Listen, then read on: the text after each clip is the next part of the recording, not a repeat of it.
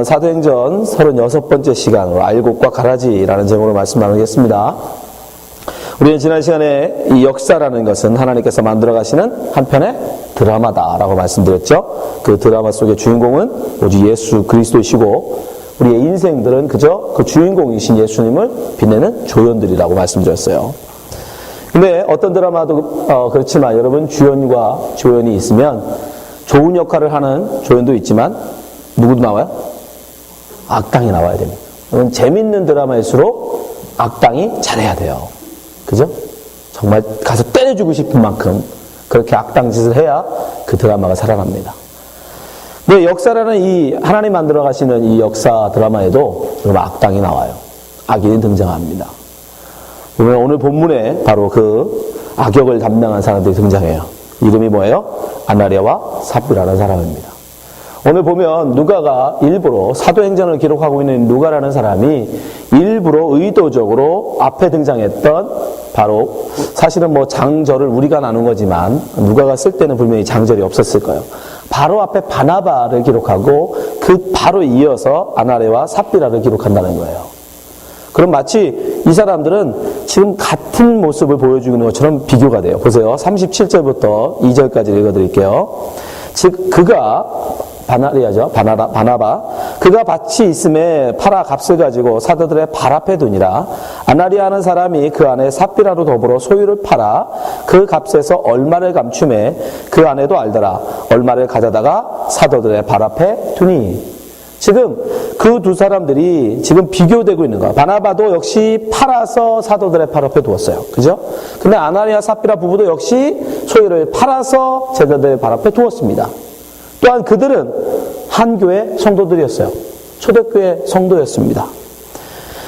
한 교회 성도들이 지금 똑같이 소유를 팔아서 사도들의 발 앞에 두었단 말이에요. 그 두 사람은 어떻게 보면 정말 되게 비슷해 보이죠. 대단한 헌신한 사람들로 보입니다. 그런데 두 사람의 결과는 전혀 달라지죠. 우리가 지난번에 살펴봤지만 바나바는 하나님의 위대한 종으로 쓰임받는 이 사울이라는 사람을 바울로 이끌어가는 그런 선교자 역할을 해요. 그죠? 그러나 아나니아와 삽비라는, 오늘 본문에 나온 아나니아와 삽비라는 하나님의 벌 받고 죽음을 맞는 그런 사람들이 됩니다. 분명히 둘 다 한 교회 성도로서 같이 자기의 소유를 팔아서 제자들 앞에 헌신한 사람들인데 왜 한 사람은 하나님의 위대한 종으로 쓰임받고 한 사람은 하나님 앞에 벌을 받느냐 말이에요. 그럼 우리가 그것을 보려고 합니다. 왜 이들은 하나님 앞에 악인으로 쓰임받았을까? 어떻게 두 사람은 서로 이렇게 다른 길을 가게 됐을까? 여러분, 아나니아와 삽비라가 여러분, 초대교회 성도라는 것도 사실은 대단한 겁니다. 그렇죠? 우리는 지금이야 신앙생활 이렇게 마음껏 할 수 있지만 여러분, 초대교회 성도가 된다는 건 그렇게 만만한 게 아니었어요. 일단 유대교회에서 쫓겨나 각오를 해야 돼요. 유대교회에서. 그 당시에 기독교, 예수를 따르는 그 종교에 가입하기 위해서는 반드시 유대교회에서 출교를 해야 해요. 근데 그 당시 유대교에서 출교를 당한다는 건 어마어마한 고통이에요. 쉽게 얘기하면 우리 주노 한국 커뮤니티에서 완전히 분리돼 버리는 거예요. 왕따 당하는 거예요. 네. 그런데 유대에 살면서 유대 커뮤니티에서 여러분 왕따를 당하면 어떻게 살 수 있습니까? 그걸 각오하고 그들은 초대교회 성도들이 된 겁니다. 그게 만만한 사람들이 아니에요. 그럼에도 불구하고 왜 그들은 하나님 앞에 벌을 받는 그런 사람들이 있을까? 또 누가는 왜 그걸 또 기록을 했을까요? 초대교회가 그렇게 자랑스러운 일도 아닌데, 그렇게 선전할 일도 아닌데 누가는 지금 그것을 기록하고 있어요. 마치 누구처럼 바나바와 비교라도 하듯이. 그죠? 바로 이어서 아나니아와 삽비라를 기록하고 있어요. 저는 그 의도가 한 두 가지 정도 있다고 봅니다. 첫 번째는 초대교회 안에도 알곡과 가라지가 있다라는 걸 우리에게 보여주시겠어요. 여러분, 초대교회, 아까 말씀드린 초대교회 멤버가 된다는 건 쉬운 게 아니에요. 대단한 결심과 결단이 없으면 할 수 없는 거예요. 보통 신앙 가지고는 할 수 없는 겁니다.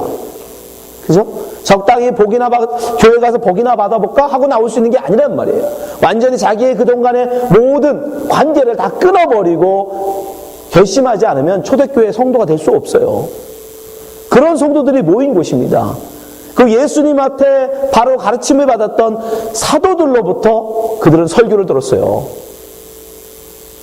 제 설교하고는 비교가 안 되죠. 당신들이 직접 본 예수, 저는 그저 성경으로 읽고 아는 예수님을 여러분에게 전하고 있지만 그분들은 예수님과 직접 동고동락했던 분들이란 말입니다. 물 위를 걸으신 예수님을 직접 경험한 사람이요. 자기가 물에 빠졌을 때 나 좀 살려주세요 하고 건진받았던 베드로가 설교를 한단 말입니다. 물 위를 걷는 그 설교를 여러분 들어보세요. 수준이 다르죠, 우리랑.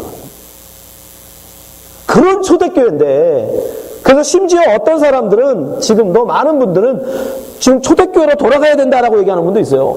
왜? 초대교회가 가장 이상적인 교회라고 생각해. 그런데 그 교회에도 뭐가 있더라? 가라지가 있더라는 가라지. 가짜가 있더라는 거예요. 예수님께서 이미 비유를 통해서 말씀하셨죠. 자, 마태복음 13장 24절 보세요.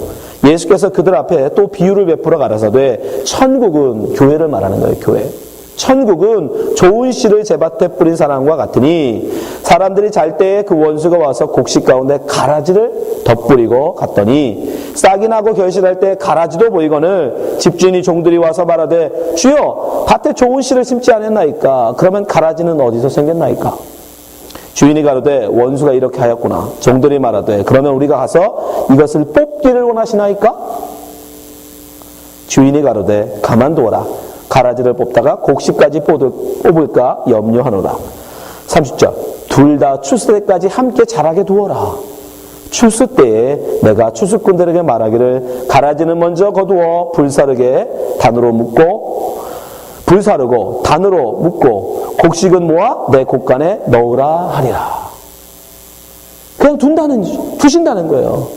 하나님은 아세요. 누가 알곡이고 누가 가라지인지. 그러나 알곡이 상할까봐 두신다는 거예요. 어디에? 교회 안에.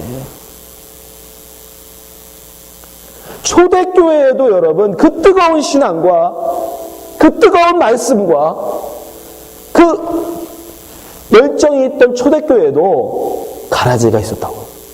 하물며 지금 우리의 교회는요. 그러니까 우리는 항상 조심해야 돼요. 초대교회도 가라지가 있었다면 우리 교회 안에도 가라지가 있을 수 있다라는 거예요. 근데 문제는 알곡과 가라지는 여러분 추수 때까지 절대 구별되지 않는다는 거예요. 누가 알곡이고 누가 가라지인지 구별할 수가 없다는 거예요. 심지어 예수님 뭐라까지 하십니까? 먼저 된 자가 나중되고 나중된 자가 먼저 된대요. 마태복음 19장 30절이죠. 그러나 먼저 된 자로 나중되고 나중된 자로서 먼저 될 때가 많으니라. 무슨 뜻이에요? 저 사람은 알곡일 거야. 저 집사님은 저렇게 열심히 헌신하고 저렇게 열심히 신앙생활 하니까 우리 저 집사님은 다른 사람 몰라도 알곡일 거야 라고 생각했던 사람이 나중되고 에이 저 사람이 무슨 알곡이야. 저 가라지 아니야? 저 날라리 신앙 아니야? 라고 생각했던 사람들이 오히려 하나님 앞에 알곡으로 인정받는 그런 놀라운 일들이 생겨나게 될 거라고 말씀하십니다.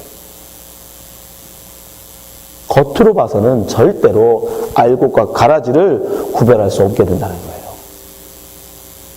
그래서 우리는 늘 조심해야 돼요. 함부로 다른 사람을 평가하면 안 됩니다.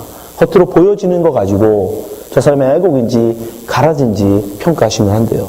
또 자기 자신에게도 마찬가지예요. 나는 알곡일 거라고 교만하면 안 됩니다. 왜요? 어쩌면 내가 가짜일 수도 있어요. 내가 가라지일 수도 있습니다. 목사도 마찬가지예요. 항상 우리는 두렵고 떨림으로 우리의 믿음을 지키셔야 돼요. 오늘 본문을 왜 굳이 누가가 기록을 했을까? 제가 곰곰이 생각해 봤을 때 참 믿음이 무엇인지를 우리에게 보여주려고 해요. 가라지의 신앙이 어떤 것인지를 보여주기 위해서. 하나님 앞에 헌신한 자기의 재산을 팔아서 헌신할 정도의 삶이면 여러분 얼마나 대단한 삶이에요. 그럼에도 불구하고 그 중에 그런 자 중에 가짜가 있더라, 가라지가 있더라 라는 것을 일부러 보여주기라도 하듯이 누가는 지금 오늘 아나니아와 삽비라를 기록하고 있어요.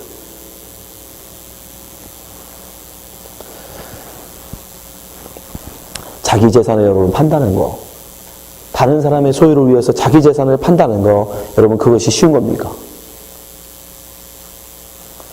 그럼에도 불구하고 그들은 왜 하나님 앞에 저주를 받아요? 속이려고 했죠. 그죠? 자, 오늘 3절 4절 보세요. 그들이 재산을 팔아서 하나님 앞에 헌신한 게 문제가 아니에요. 어떤 사람들 오해해. 그게 재산을 팔았는데 일부러 감춰서 다 드렸어야 되는데 남겨서 하나님 앞에 벌 받았다. 예? 그러니까 교회한테 헌금할 때는 이게 남기지 말고 다 해라, 이렇게 얘기하는 분도 있어요. 그런 거 아닙니다. 3, 4절 한번 보세요. 베드로가 가로되 아나니아야 어찌하여 사단이 내 마음에 가득하여 내가 성령을 속이고, 이게 중요해요. 속이고. 얼마 남겨서가 아니에요, 여러분. 다 안 드려서가 아니라고요. 100만 원 헌금할 수 있는데 80만 원 헌금한 놈들은 다 벌 받아, 이게 아니란 말이에요. 지금 남기셔도 돼요. 그게 문제가 아니라 속였단 말입니다. 속였다. 4절 땅이 그대로 있을 때 내 땅이 아니며 판 후에 내 임의로 할 수 없더냐. 네가 50 팔고서 반만 하도 상관없지 않았냐. 근데 문제는 어찌하여 이 일을 내 마음에 두었느냐. 사람에게 거짓말한 것이 아니요 하나님께서. 뭐냐면 여러분 집을 팔아서, 자기 소유를 팔아서 거기에 반을 여러분 남기고 반을 헌금해도 전혀 문제가 되지 않아요. 베드로가 지금 그걸 뭐라는 게 아니에요.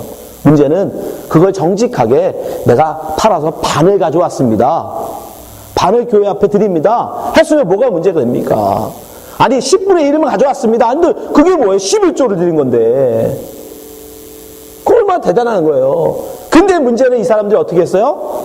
팔아서 숨겨놓고, 일부를 숨겨놓고 이게 내 재산 전부입니다 라고 했단 말이에요. 이게 마치 다 드리는 것처럼 사람들을 속였다는 거예요. 그게 하나님 앞에 문제입니다. 그럼 왜 속였을까? 아니 정직하게 그냥 내가 팔아서 반을 두고 반을 내가 교회 앞에 드립니다 라고 해도 되잖아요. 근데 왜 그 사람들은 이게 마치 전부인 것처럼 교회 앞에 속였을까요? 그게 바로 그들의 핵심. 그들은 다른 사람들이 자기를 어떻게 평가하나 평판의 중심입니다.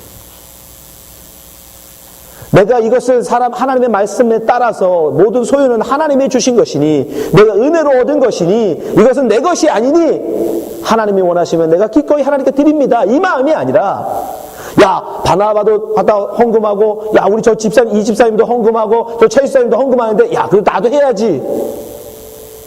저 사람들은 집을 다 팔아서 하네? 그럼 나도 다 파는 사람처럼 보여야지. 사람들에게 그렇게 보여준, 사람들이 나를 어떻게 평가하는가, 사람들이 나를 어떻게 바라보는가, 그 마음 가지고 그가 헌금했다는 거예요. 그래서 다 할 믿음은 없습니까? 다 할 믿음은 없어요. 바나바처럼 자기의 모든 것을 기꺼이 다 하나님 앞에 내놓을 믿음이 없어요. 그건 어떤 믿음이어야 돼요? 이 세상의 것을 오직 의지하지 아니하고 하나님만 바라보는 믿음이 있어야 되는 거 아닙니까? 그죠? 내 이제부터 살고 죽는 것은 오직 하나님이 먹이시면 먹고 굶기시면 굶는다 라는 믿음 없으면 여러분 어떻게 소유를 다 팔아서 내놓을 수 있어요? 그런 거 없으면서, 믿음이 그런 건 없으면서, 그러니까 먹고 살 만큼은 남겨야 될 거 아닙니까? 그런 믿음 없어. 그래서 사람들로부터는 그런 사람으로 인정은 받고 싶어. 그러니까 어떻게 한 거예요? 그러니까 몰래 숨겨놓고 교회 앞에는 나는 모든 재산을 다 팔아내 바칩니다 라고 사도를 속인, 교회를 속인 거예요. 그러니까 그 사람의 중심에는, 이 아나바의 중심에는 뭐가 있었던 거예요? 사람들로부터의 평판, 인정. 그게 마음의 중심에 있습니다. 그건 믿음이 아닙니다. 그걸 믿음이라고 하는 게 아니에요. 그래서 그가 결국 하나님 앞에 벌을 받는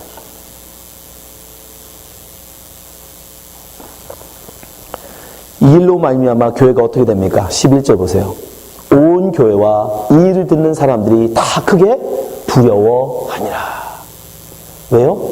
여러분, 이들만 이랬을까요? 초대교회 여러분 성도들이라고 저희들보다 뭐 특별하게 더 신앙심이 엄청 뛰어나고 뭐 그런 거 아니에요. 똑같습니다. 그분들이라고 우리보다 인품이 더 좋고 그런 거 없습니다, 여러분. 왜 하나님이 이들을 택하여 이런 모습을 그들에게 보여줘요? 경고하시는 거예요.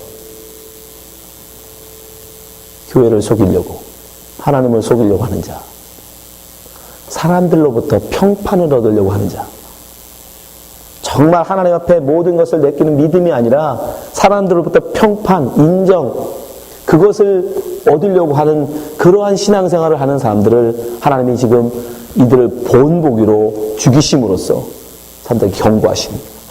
너희들 이런 신앙은 하나님 앞에 뭐한다? 구원받지 못한다.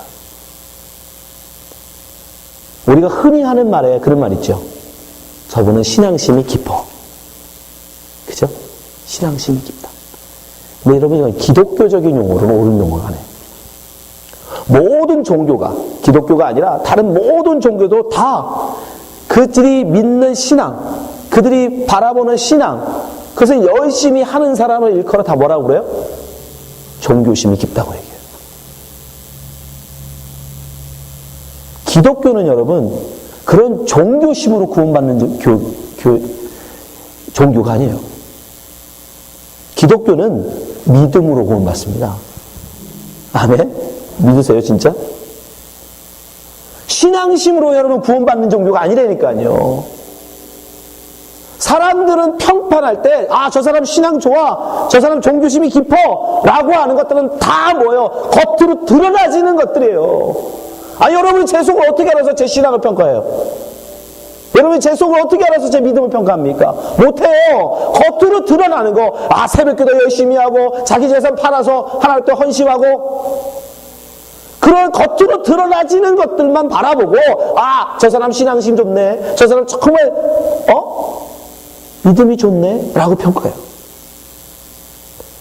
그건 여러분, 그렇게 겉으로 드러나지는 것들은 종교, 신앙심.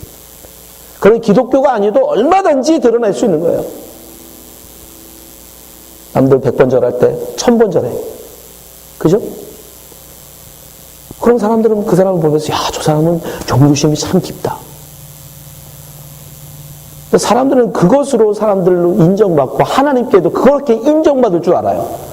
그러나 우리 하나님은 여러분, 절대 여러분의 종교심으로 여러분을 평가하고 여러분을 인정해 주지 않습니다. 하나님은 오직 우리에게 바라시는 건 딱 하나예요. 뭐예요? 믿음. 아나니와 삽비처럼 자기 전 재산을 팔아서 이런 마음 가지고 남들한테 보이려고 자기 종교심을 드러내려고, 여러분 아무리 집을 갖다 팔아봐야 믿음을 가지고 하나님 앞에 드리는 과부의 두 랩도 못하다니까요. 여러분, 기독교를 오해하시면 안 돼요. 우리는 종교심으로 구원받는 게 아닙니다. 그 다른 사람들이 여러분 종교심 깊다고 인정해 주는 거, 그거 별로 그렇게 좋아할 일이 아니에요. 알곡과 가라지는 우리의 겉으로 드러나지는 모습으로 평가되지 않습니다. 진정한 열매가 받쳐져야 돼요. 알곡과 가라지의 차이가 뭡니까? 딱 하나죠. 나중에 여러분 벼농사 져보신 분 아시겠지만 피하고 벼가요 거의 똑같아요. 구별이 안 돼요. 그죠? 근데 마지막 추수 때 가면 정말 딱 구별이 돼요. 어떻게 돼요? 똑같이 나락 같은 것도 생겨요, 여러분. 피해도 가만 놔두면. 근데 마지막에 어떻게 갈라져요? 벼는 고개를 숙입니다. 왜? 알곡이 점점점 차가지고 무거워지니까 고개를 숙여요. 근데 피에 달린 것들은 쭉정이들이라서 바람에 그저 흔들리지 절대 숙이지 않아요. 피었으니까 열매가 없어요. 겉으로는 똑같아 보이는데 알곡은 그 악이 열매가 가득 찼고, 피는 그저 껍데기, 열매가 없는 껍데기, 가라지라고. 그래서 바람에 이는 거예요. 바람에 날아다니는 거예요. 이리 흔들 저리 흔들. 마지막 추수 때만 알아요. 그때만 구별돼요. 내 신앙이 진짜냐 가짜냐. 내가 알곡이었나 쭉정이었나. 그때 가면 구별돼요. 그러니까 우리는 그 전까지 괜히 신앙심 드러내려고 여러분 발버둥치지 마시란 말이에요. 그런 걸로 다른 사람 평가하지도 마시고. 신앙으로 그런 거 맞는 게 아니라니까. 종교심으로 그거 맞는 게 아니에요. 믿음으로 그거 맞는 거예요. 믿음. 하나님이 정말 나를 먹이시고 기르시고 입히신다라는 믿음이 없는 분이면 전 재산 팔아서 제발 교회 헌금하지 마세요. 그건 결코 진정한 믿음의 신앙이 아닙니다. 하나님한테 오히려 책망받을. 여러분, 하나님은 결코 우리한테 속지 않으십니다. 갈라디아서 6장 7절. 스스로 속이지 말라. 하나님은 만홀히 여김을 받지 아니하시나니 사람이 무엇이든 심든지 그대로 거두리라. 믿음으로 심으면 믿음의 열매를 거둔다는 뜻이에요. 열심으로 심는 자들은 신앙심을 얻을지 몰라지만 구원은 얻지 못합니다. 더불어 바울은 말씀합니다. 갈라디아 6장 8절. 자기의 육체를 위하여 심는 자는 육체로부터 썩을 것을 거두고 성령을 위하여 심는 자는 성령으로부터 영생을 거두리라. 바나바는 성령의 충만한 가운데 성령의 충만하신 그 은혜로 말미암아 내 모든 것은 다 하나님이 주신 것이기에 나는 기꺼이 이제 이 모든 것을 하나님께 드리고 하나님만 믿고 살란다 라고 바나바는 자기의 모든 소유를 팔아서 하나님 앞에 드린 거고, 아나레와 삽비라는 자기 육체의 욕심을 쫓아서 내가 이거 헌금하면 사람들이 나 칭찬하겠지, 와 저 사람 대단하다고 인정해 주겠지, 자기의 육체의 욕심을 따라서 하나님 앞에 헌금했던 거예요. 그렇게 알곡과 가라지가 구별됐던 거예요. 하나님 우리에게 본을 보여주시기 위해서 바로 그 가라지를, 이건 가라지야, 이건 결코 하나님 앞에 인정받을 수 없는 것이야, 나는 결코 그런 거에 속지 않는다라는 걸 보여주시기 위해서 그 자리에서 쳐 죽이십니다. 이 시대에 하나님은 결코 우리를 그 자리에서 쳐 죽이지는 않으십니다. 마지막 때까지 놔두실 거예요. 알곡과 가라지를 그냥 우리 교회에 놔두실 거예요. 근데 여러분 그래서 긴장하셔야 돼요. 내가 알곡인지 내가 가라지인지. 그래서 한 가지만 바라보면 됩니다. 내가 무엇을 위해서 이걸 하는가? 내가 무엇을 위해서 이 헌신을 하는가? 내가 무엇을 위해서 헌금하는가? 나의 육체를 위해서 하는 것인가? 아니면 성령의 인도하심에 순종하는 것인가? 그걸로 갈라지는 거예요. 모든 믿음을 쫓아 하시기 바랍니다. 성령의 인도심 앞에 믿음을 쫓아 하시기 바랍니다. 다른 사람 평판, 다른 사람들의 인정, 여러분 그런 거 바라보지 마세요. 오직 하나님 바라보시고 성령의 인도하심 앞에 순종함으로 여러분 마지막 때 알곡으로 하나님 앞에 인정받는 성도 되시기를 주님으로 축원합니다. 기도하겠습니다.